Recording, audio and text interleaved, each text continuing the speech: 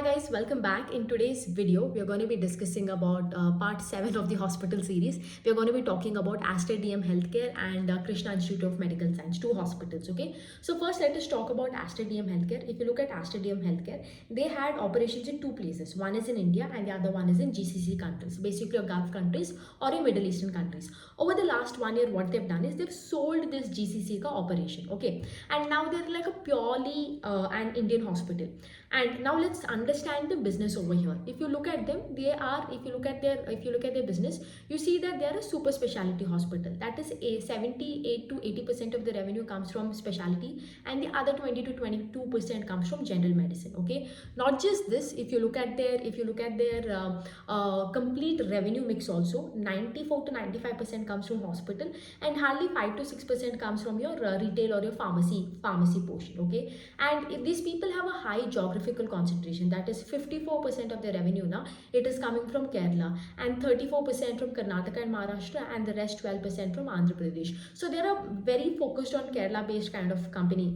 That's where the geographical concentration is. When you talk about the payer mix is high towards cash itself. Cash is the majority, followed by your followed by insurance. Hardly anything coming from government.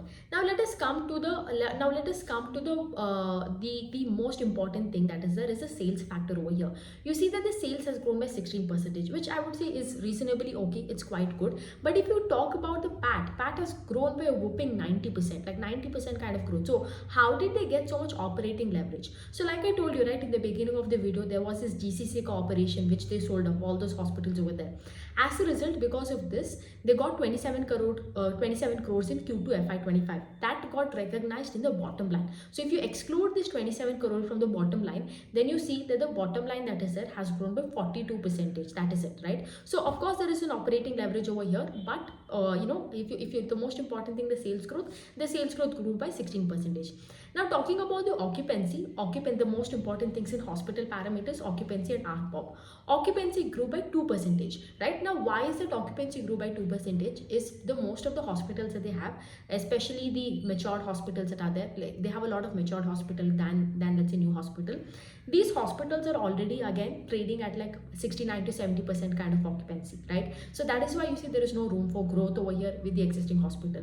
And if you look at the ARPOB grew by 11%. So now you understand, right? The sales that is happening, it is happening due to either change in case mix, or the second is they're getting price hike from the insurance, or especially like I told you, cash is a major part over here. And cash, you can increase the ARPOB, you can increase the treatment money very readily compared to the other possible payer mixes that are there. Okay, now talking about the capex, like I told you, they have 4,995 beds, approximately 5,000 you pakadu, okay, around 4,995 beds, and they're planning to add around 1,800 beds in the next 3 to 4 years, right? That is what they're doing.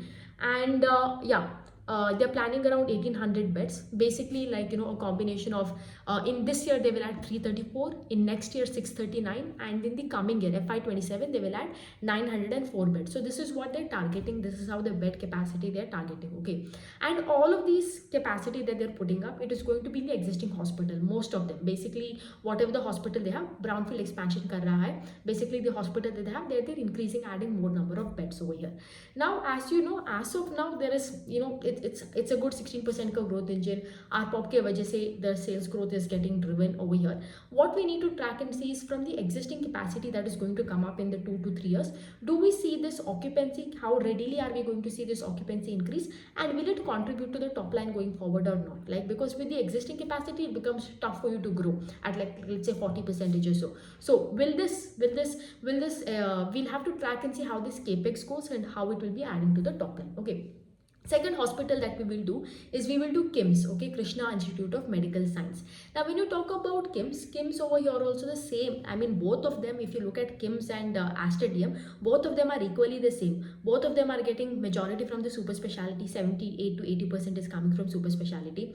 Not just that, if you look at them, if you just talk about the geographical concentration, like I told you, 54% for Aster DM is coming coming from, where is that? Kerala. Over here for Aster, for KIMS, almost 66% is coming from Telangana, that region. So here it is Kerala based, here it is this Telangana, Andhra Pradesh, that area based over here. Okay. Now other than that, if you look over here, sales for KIMS has been good. It's good 19% kind of sales growth, and the PAT also has grown at the same rate over here. Now why the PAT, why are we not seeing a little bit, is because operating leverage, is because these people have done so much capex in the last few years that as a result the expenses has gone up. Like whenever you're putting up a hospital, all your expenses are upfront, right? As even the medical cost to the doctor and all of it. That is why you're seeing that operating leverage has been a bit of a miss. Okay, here also the same case over here, occupancy that is there. If you look on a Q2 versus Q2 basis, it's not the really, it's gone down. Occupancy in this Q2 is 49% versus last time it was 59%. It's a lot of drop in occupancy. Similarly, if you see H1 over H1 also, occupancy dropped by 7%. ARPOB on the other hand, on a year-on-year basis, ARPOB grew by 22%. So you can understand, right, the entire probably the revenue growth, which we have seen 19%, and ARPOB has grown by 22%.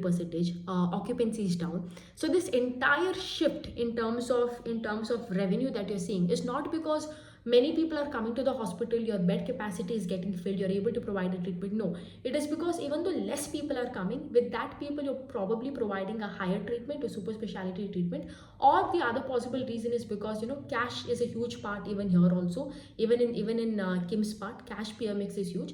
You are increasing the price much more compared to, let's say, the other people that are there, other peer mix that is there. So this is possible, the two reasons.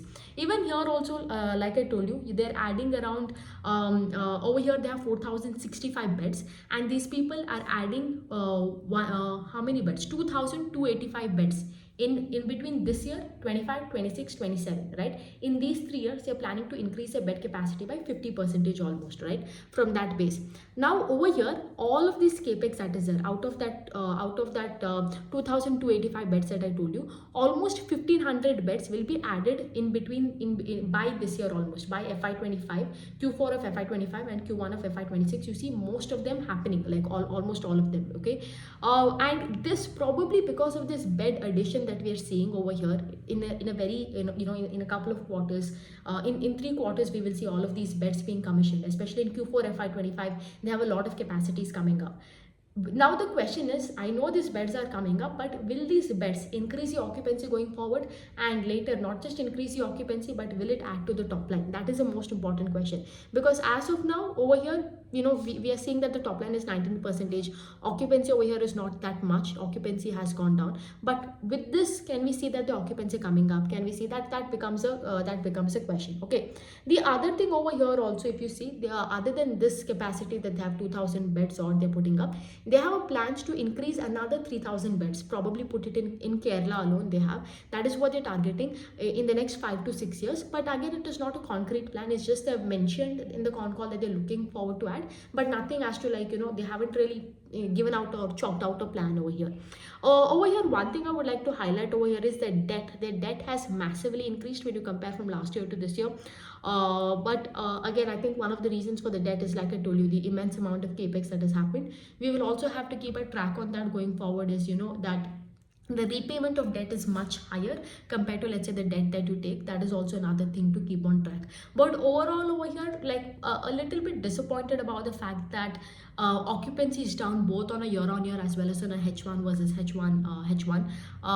Again, one of the reasons over here also could be because in Telangana and Andhra Pradesh we saw a bit of flood that also has affected a little bit. But having said that, that is one thing. Second is, we have to see if this occupancy, that will it increase from this bed addition, and will it contribute to the top line? Do we see that from this 19% growth engine, can it go up to 25, 26%, and can it give a competition to Yatharth and Max, right? Because those are the two big players over here that are growing at a really fast rate. So that becomes a challenge over here. I see, when you look at everybody, right, when you look at the entire hospital space, everybody is putting up bed capacity. That is not a big deal. The big deal over here is, along with putting up a bed capacity, can you grow at a faster rate, which is what Yatharth and Max is doing.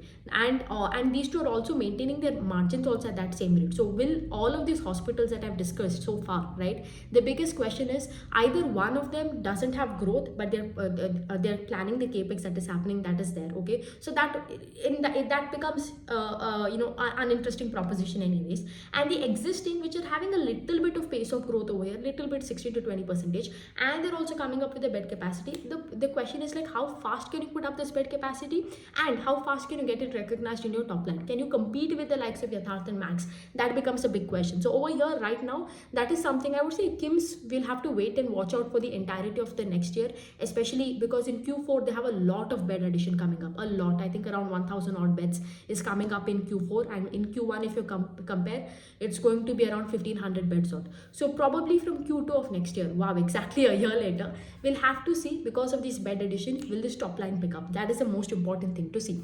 Anyways, that's that about the entire hospital space. I just have one company to go to. That is a very small company. I'm going to share, because I'll be discussing that model for the very first time. I will share my screen and I will talk about it. And then after that, we do a P2P, and we are just completely wrapped up with the hospital space for Q2FY25. And I'm just so happy about that. That's that. Take care. Bye.